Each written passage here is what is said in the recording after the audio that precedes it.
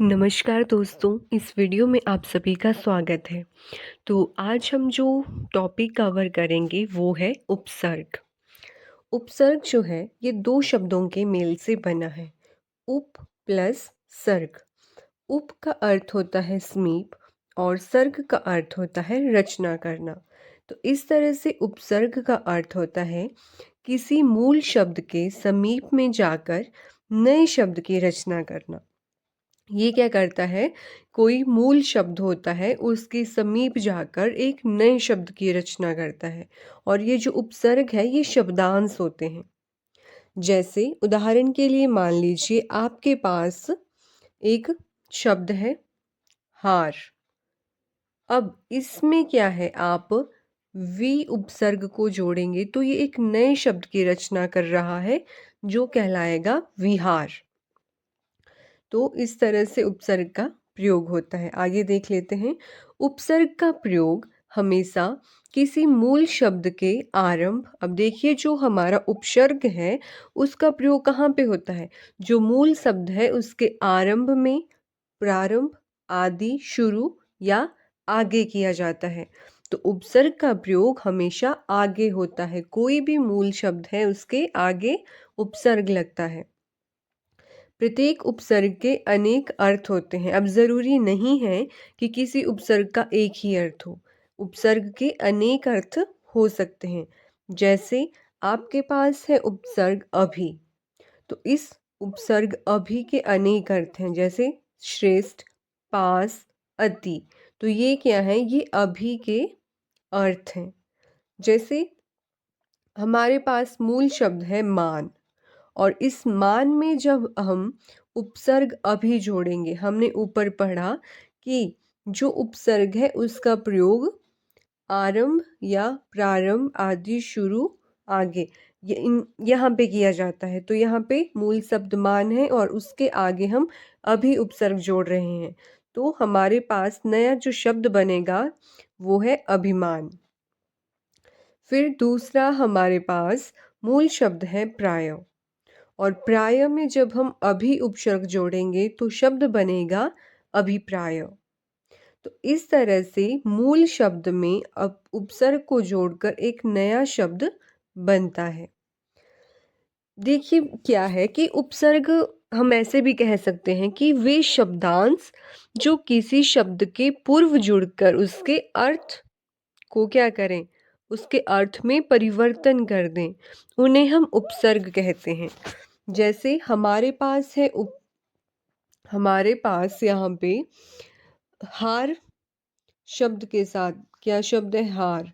हार शब्द के साथ उपसर्ग जोड़ने पर कई शब्द बन सकते हैं। जैसे हम ये हार है शब्द है और इसके साथ हम अलग अलग उपसर्ग जोड़ेंगे। जैसे इसके साथ वी उपसर्ग जोड़ा तो शब्द बना विहार। अब इसमें प्र उपसर्ग जोड़ेंगे तो शब्द बनेगा प्रहार।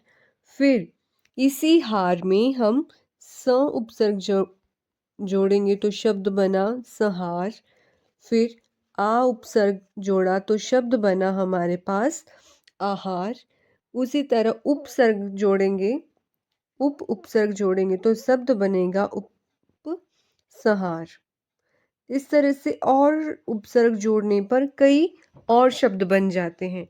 तो देखिए यहाँ पे हमने क्या किया, हमने एक मूल शब्द लिया हार। पहले हमने उसमें वी उपसर्ग जोड़ा, फिर प्र, फिर स, फिर आ और फिर उप। अलग अलग उपसर्ग जोड़ने पर हमें क्या प्राप्त हुआ, एक नया शब्द प्राप्त हुआ। और एक और ध्यान में रखने वाली बात, उपसर्ग का प्रयोग हमने हमेशा मूल शब्द के प्रारंभ में या आगे किया। आगे लगाकर हमारे पास फिर बना उपसर्ग, नए शब्द की रचना हुई। अब आगे देखिए, किसी शब्द में एक से अधिक उपसर्ग का प्रयोग किया जा सकता है। अब कोई शब्द है, ज़रूरी नहीं है उसमें एक ही उपसर्ग हो, उसमें एक से अधिक उपसर्ग हो सकते हैं। जैसे उदाहरण के लिए मैंने एक शब्द लिखा है निराभिमान। अब इस शब्द में इसमें हम सबसे पहले क्या करेंगे, मूल शब्द ढूंढेंगे। मूल शब्द है यहाँ पे हमारे पास मान। क्या है मूल शब्द? मान। अब इस मान के साथ जो उपसर्ग लगे हैं वो है नि प्लस अभी। इसमें दो उपसर्ग हैं, इन उपसर्गों को हम क्या शब्दांश भी बोलते हैं। तो मान शब्द के साथ यहाँ पे नि और अभी उपसर्ग जुड़े हुए हैं। अगर ऑप्शन में नि ना हो तो यहाँ पर क्या है, निर उपसर्ग भी हो सकता है। तो इस तरह से हमने देखा कि ज़रूरी नहीं है एक शब्द मूल शब्द के साथ एक ही उपसर्ग हो, उसमें एक से अधिक उपसर्ग भी हो सकते हैं। एक से अधिक उपसर्ग लगने पर भी एक नया शब्द बनता है। आगे देखिए, किसी शब्द में से मूल शब्द अलग करके जो शेष भाग शब्दांश के रूप में आगे बचता है जिसका कोई अर्थ अवश्य हो, वह कहलाता है हमारा उपसर्ग। मतलब जो उपसर्ग है उसका कोई ना कोई अर्थ अवश्य होता है, तभी वो क्या है, वो उपसर्ग कहलाता है। उपसर्ग से हमने देखा कि क्या है, एक नया शब्द बनता है और ये हमारे यौगरूढ़ शब्द भी होते हैं। जैसे हमने पीछे वाली क्लास में पढ़ा था, उसमें हमने देखा था कि रचना या बनावट के आधार पर शब्द के तीन भेद थे। कौन कौन से? रूढ़, यौगिक, यौगरूढ़। रूढ़ तो होता था मूल शब्द जिसके टुकड़े ना किए जा सकें, और यौगिक शब्द था दो शब्दों के मेल से क्या है, एक नया शब्द बनता था। जो शब्द दो शब्दों के योग से बनते हैं और दोनों शब्दों का कुछ ना कुछ अर्थ निकलता है, वो कहलाते हैं हमारे यौगिक शब्द। और जो संधि, उपसर्ग, प्रत्यय, समास, ये क्या है, ये हमारे यौगिक शब्द ही होते हैं। मेरे कहने का तात्पर्य यह है कि जो शब्द हैं, शब्द बनाने की चार विधियां हैं। शब्द निर्माण कितनी विधियों से होता है? चार विधियों से होता है। अब इसमें भी आप देखेंगे कहीं पर आपको तीन ही विधियां मिलेंगी। उनमें क्या है, संधि को नहीं जोड़ा जाता, लेकिन संधि में भी क्या है, एक नए शब्द की रचना होती है। तो शब्द निर्माण की चार विधियां हैं। उसमें सबसे पहले हम संधि के बारे में पढ़ चुके हैं। संधि में कैसे होता है शब्द का निर्माण? वहां पे क्या होता है, जो प्रथम शब्द होता है उसका अंतिम वर्ण और द्वितीय शब्द का प्रथम वर्ण आपस में मिलते हैं और विकार उत्पन्न होता है, जिससे एक नए शब्द की रचना होती है। फिर दूसरा है हमारे पास समास। समास में भी हमने देखा दो शब्द आपस में मिलकर एक नए शब्द की रचना करते हैं, तो शब्दों के मेल से समास होता है। फिर आगे है हमारे पास उपसर्ग। उपसर्ग में क्या होता है, इसको हम शब्दांश भी बोलते हैं। मूल शब्द से पहले क्या है, उपसर्ग लगाया जाता है और एक नया शब्द बनता है। उसी तरह प्रत्यय है, प्रत्यय को भी हम शब्दांश कहते हैं और ये मूल शब्द के बाद में जुड़ते हैं। तो संधि में वर्णों का मेल हुआ, समास में शब्दों का मेल हुआ, उपसर्ग में क्या है, मूल शब्द से पहले एक शब्दांश लगता है, और इन सभी में क्या होता है, जो दो शब्द मिलकर नए शब्द की रचना करते हैं, उन दोनों ही शब्दों का एक अर्थ होता है। अपना अपना अर्थ लिए हुए होते हैं वो शब्द। ऐसा नहीं है कि संधि में हम दो शब्दों को जोड़ रहे हैं तो उनमें से किसी एक शब्द का अर्थ ना हो, नहीं। दोनों शब्दों का क्या है, एक अर्थ होता है और तभी वो एक अलग शब्द बनाते हैं। तभी तो ये हमारे क्या है, तभी तो इनको हम यौगिक शब्द भी कहते हैं। तो ये तो होगी बात की शब्द निर्माण की चार विधियां हैं, संधि, समास, उपसर्ग, प्रत्यय। संधि समास हम पढ़ चुके हैं, उपसर्ग हम कर रहे हैं और प्रत्यय हम अपनी नेक्स्ट क्लास में करेंगे। तो फिर से बात करते हैं उपसर्ग की। उपसर्ग की संख्या के बारे में जान लेते हैं। तो जो वैसे तो उपसर्ग के तीन प्रकार होते हैं। एक हो गया हमारा संस्कृत के उपसर्ग, उर्दू के उपसर्ग और हिंदी के उपसर्ग। लेकिन मैंने आपको यहाँ पे अंग्रेजी के उपसर्ग भी लिखा हुआ है ताकि आपको इनकी संख्या का भी पता हो। तो जो संस्कृत के उपसर्ग हैं उनकी संख्या है 22, उर्दू में 19 और हिंदी में 12 या 13 उपसर्ग। अगर आपको प्रश्न आए कि हिंदी में कितने उपसर्ग हैं और वहाँ पे 13 ना दिया हो तो आप क्या है, 12 उपसर्ग भी सही कर सकते हैं। और अंग्रेजी में है 8 उपसर्ग। अब इनके बारे में भी जान लेते हैं। सबसे पहले हम देखेंगे संस्कृत के उपसर्ग। अब संस्कृत में हमने देखा कितने उपसर्ग हैं, संस्कृत में है 22 उपसर्ग। तो वो 22 उपसर्ग कौन कौन से हैं?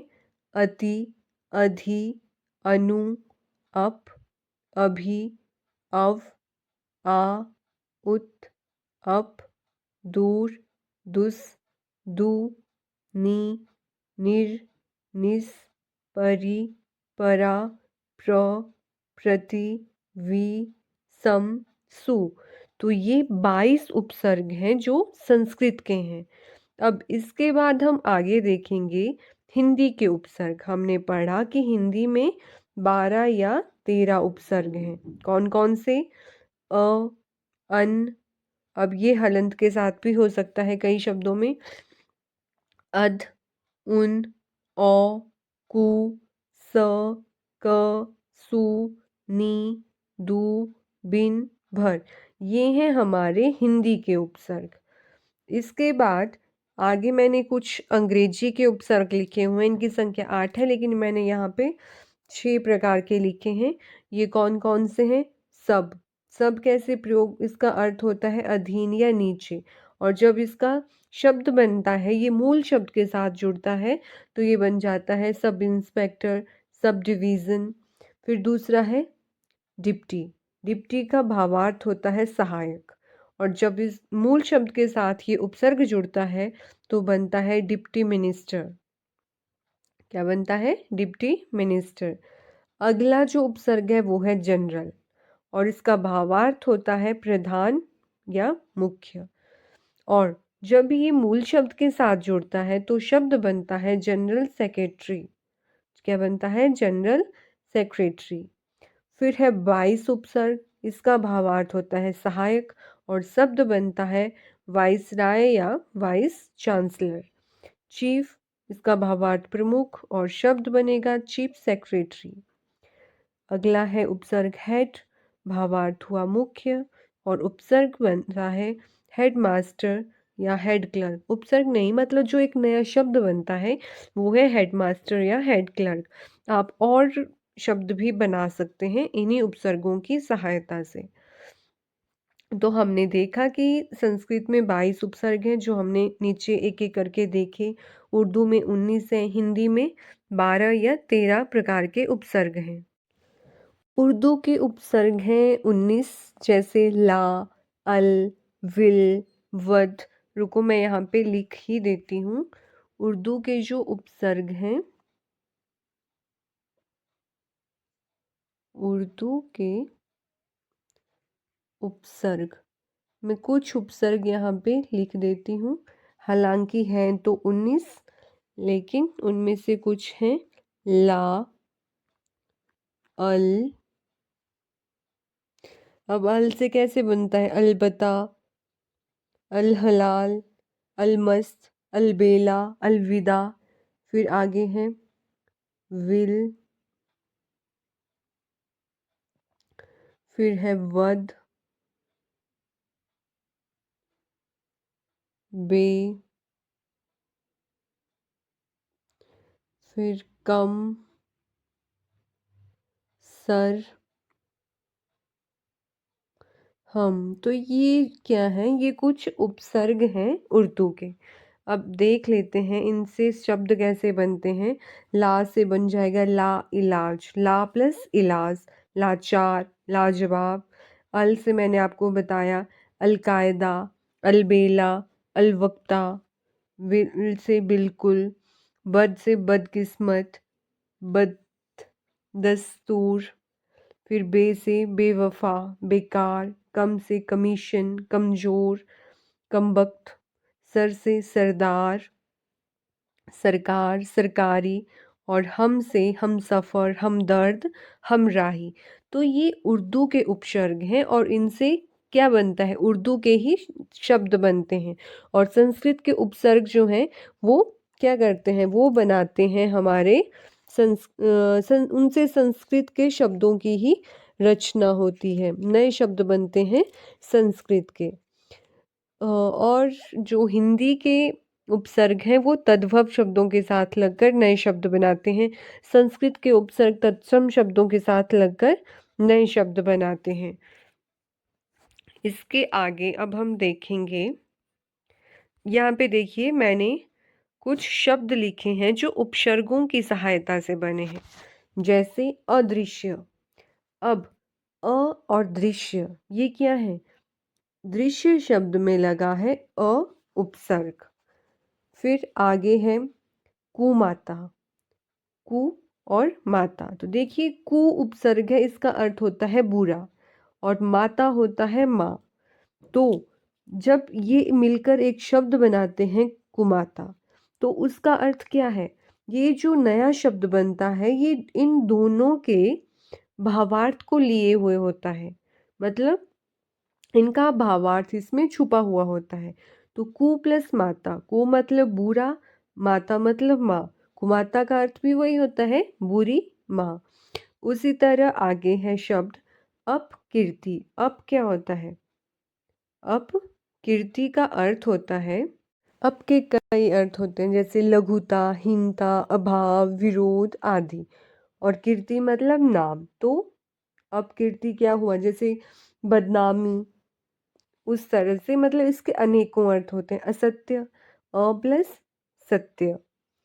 तो ये क्या है? ये भी अ उपसर्ग के लगने पर बना हमारे पास नया शब्द असत्य। तो ये हो गए कुछ उपसर्ग और उनसे बने हुए नए शब्द। अब मैं आगे आपको एक शब्द दे लिखा है यहाँ पे, अनश्व। अब आपको बताना है कि इस शब्द में कौन सा उपसर्ग है। अनश्व जो शब्द है इसमें अ, अन, हलंत के साथ अन या कोई नहीं, इनमें से कौन सा उपसर्ग है? तो आप वीडियो को पॉज कीजिए और बताइए इसमें कौन सा उपसर्ग है। मैं आपको यहाँ पर बता देती हूँ, जो हमारा अनश्व शब्द है वो कैसे बना है। देखिए, उपसर्ग का पता लगाने के लिए सबसे पहले ज़रूरी है हम इसमें मूल शब्द को ढूंढें। तो अनश्व में मूल शब्द है हमारा अश्व। तो मूल शब्द हुआ अश्व। अब अश्व को निकाल दें तो हमारे पास जो बचा वो ही हमारा शब्दांश है, उपसर्ग है। तो हमारे पास बचा अन, अन प्लस अश्व क्या बना? अनश्व बना। तो यहाँ पर ध्यान में रखिएगा, यहाँ पे न हलंत के साथ है। जब ये जोड़ेंगे तो ये हल अ इस न को पूरा करेगा। तो इसका जो सही उत्तर है वो है अन, हलंत के साथ। अनश्व में अन उपसर्ग है। फिर दूसरा है अत्याचार। अब आपको बताना है अत्याचार में कौन सा उपसर्ग है। तो वही हम क्या करेंगे, इसको तोड़ेंगे, फिर देखेंगे कि इसमें कौन सा उपसर्ग है। तो अत्याचार में है हमारा अति प्लस आचार, मतलब अत्याचार। आगे है हमारे पास पर्यावरण। अब आपको बताना है पर्यावरण में कौन सा उपसर्ग है। देखिए, आप ऐसे मत सुनिएगा, पहले वीडियो को पॉज कीजिएगा, फिर देखिएगा, खुद से ढूंढिए कौन सा उपसर्ग है। मूल शब्द को अलग कीजिए, फिर जो शेष बचता है वो हमारा शब्दांश या उपसर्ग होता है। अगर आप सीधा ही वीडियो सुनते रहेंगे कि हाँ इसका ये है, तो आपको चीज़ें समझ नहीं आएंगी। इसलिए ज़रूरी है वीडियो को पॉज कीजिए और खुद उत्तर ढूंढने का प्रयास कीजिए। तो पर्यावरण में हमारे पास जो इसमें उपसर्ग है वो है परि, क्योंकि इसको जब हम तोड़ेंगे तो हमारे पास जो शब्द बनेगा वो बनेगा परि प्लस आवरण। तो इसमें हुआ परि उपसर्ग।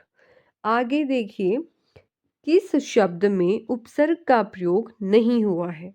अब यहाँ पे मैंने कुछ शब्द लिखे हुए हैं और आपको बताना है कि इनमें से ऐसा कौन सा शब्द है जिसमें उपसर्ग का प्रयोग नहीं हुआ है। 4 शब्द दिए गए हैं, 3 में उपसर्ग का प्रयोग हुआ है और 1 में उपसर्ग का प्रयोग नहीं हुआ है, और आपको वही ढूंढना है। पहला शब्द है हमारे पास नीरस, दूसरा है नीरव, फिर है नीरज, फिर है निरंध्र। अब उपसर्ग नहीं है तो आप इनको तोड़िए, फिर इनका अर्थ देखिए। उसी आधार पर क्या है, आप इनमें उपसर्ग की पहचान कर सकते हैं। तो यहाँ पे पहला है नीरस, नी प्लस रस। फिर है नीरव, नी प्लस रव। फिर है नीरज, नी प्लस रज। फिर है निरंध्र, नी प्लस रंध्र। अब देखिए इनका अर्थ भी होना चाहिए। तो यहाँ पे जो नीरज है उसमें उपसर्ग का प्रयोग नहीं हुआ है, क्योंकि रज का कोई अर्थ नहीं होता है। तो अ, ये हो गया इसका सही उत्तर। क्या है इसका सही उत्तर? इसका है नीरज। नीरज में कोई उपसर्ग प्रयोग नहीं हुआ है।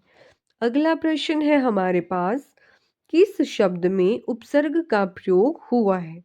अब यहाँ पे क्या है, 3 शब्द दिए गए हैं और हमें ढूंढना है कि किस शब्द में उपसर्ग का प्रयोग हुआ है।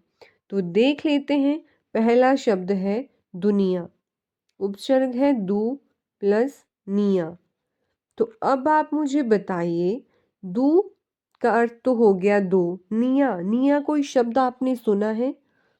नहीं सुना है, तो इसमें तो मतलब कोई उपसर्ग नहीं है। फिर दूसरा शब्द है हमारे पास दुकान।